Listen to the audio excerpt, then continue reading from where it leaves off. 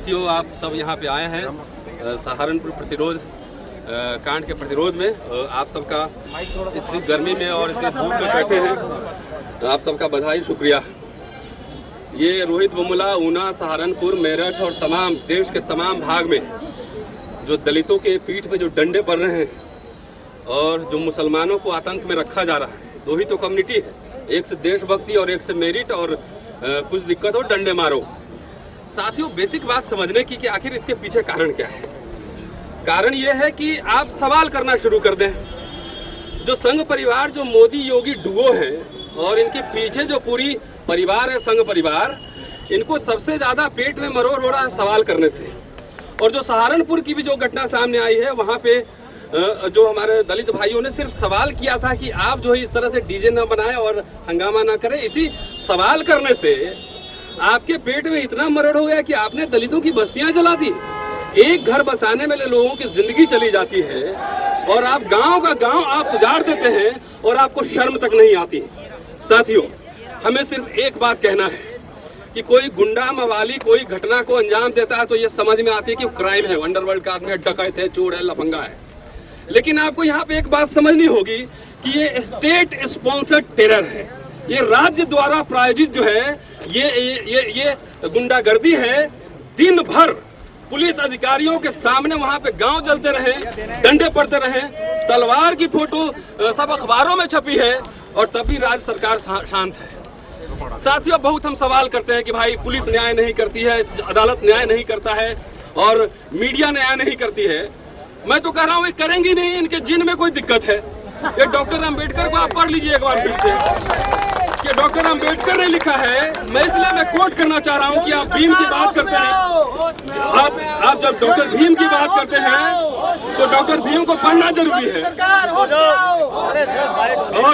और डॉक्टर अंबेडकर ने लिखा है कि पुलिस और मजिस्ट्रेट के अधिकारी ज्यादातर भ्रष्ट होते हैं, और भ्रष्ट हो तो कोई बात नहीं, उसको कोई भी आदमी खरीद सकता है। लेकिन जो भ्रष्ट होता है वो भ्रष्टाचार करने में भी पक्षपातपूर्ण काम करता है कि किससे पैसा लेगा और किससे नहीं लेगा, और इस पक्षपातपूर्ण काम करने में हर समय वो दलितों के खिलाफ होता है। ये बात आपको अभी भी समझनी पड़ेगी कि पैसा से तो कोई भी खरीद सकता है, लेकिन वो दलित से पैसा भी नहीं लेगा, वो लेगा तो अपने ही लोगों से लेगा, उसी का काम करेगा, आपको डंडे ही मिलेंगे।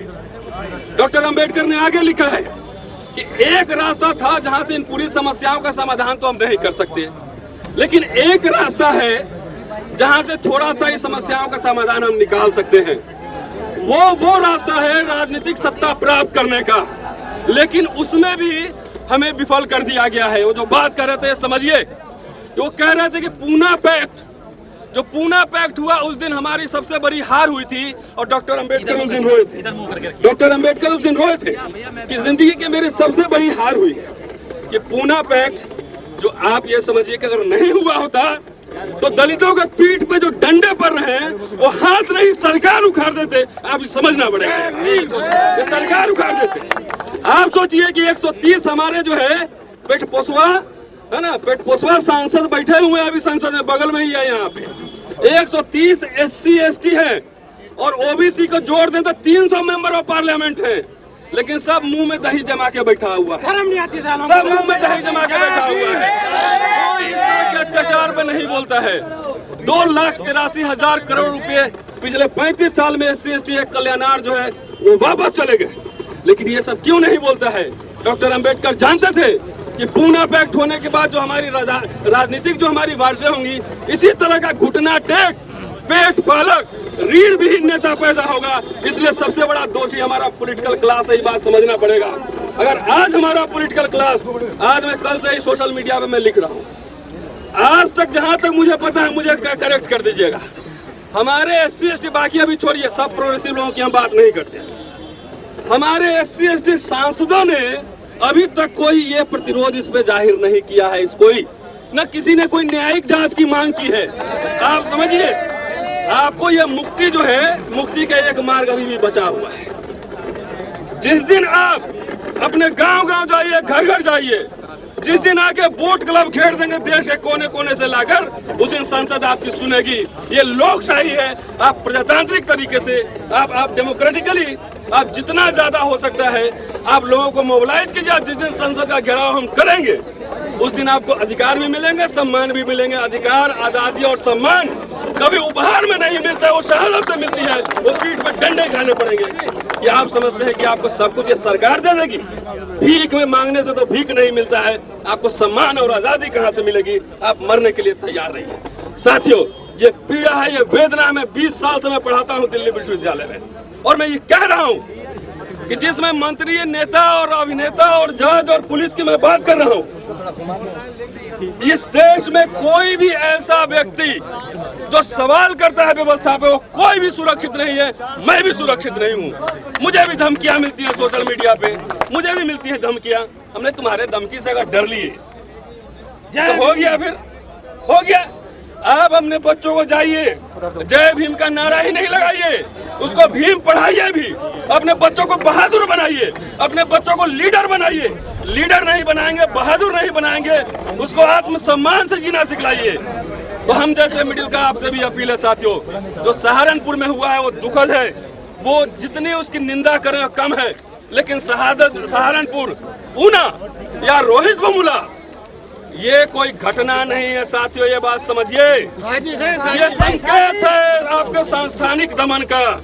आपको व्यवस्थित रूप से सरकार और जो डोमिनेंट समाज है, डोमिनेंट समाज का मतलब आप समझ गए, सरकार में भी वही है, अधिकारी भी वही है, न्यायालय में भी वही है और समाज में भी वही है। आपको जो है व्यवस्थित तरीके से आपका दमन होगा।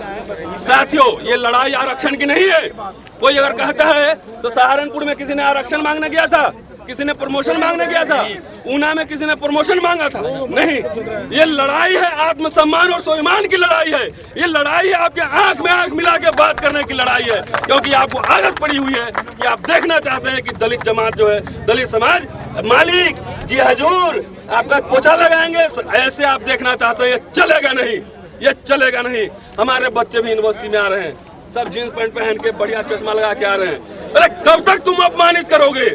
ये लड़ाई अपमान और स्वाभिमान की लड़ाई है। ये लड़ाई सड़क, गली, गांव, हर जगह लड़ना पड़ेगा साथियों। मैं अपनी बात अब खत्म कर रहा हूं कि डॉक्टर अंबेडकर ने लिखा है, ये सुन लीजिए। डॉक्टर अंबेडकर की पूरी राइटिंग्स पढ़िए।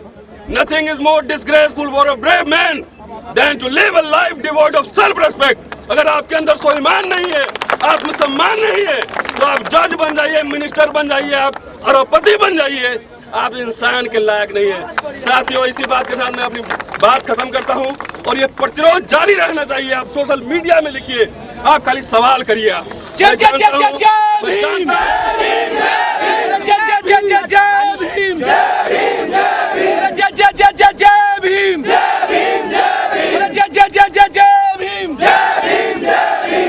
साथियों, मैं ये बात आपसे कहना चाह रहा हूँ कि हमको लोकतंत्र में विश्वास है, संविधान में विश्वास है, लेकिन आज आपने अगर लड़ाई नहीं लड़ी संवैधानिक तरीके से, अपने बच्चों को आपने बहादुर नहीं बनाया, सवाल करना नहीं सिखलाया, तो आज अभी भी हम अर्ध गुलाम हैं और आपकी आने वाली नस्लें गुलाम पैदा होंगी। ये बात मानिए।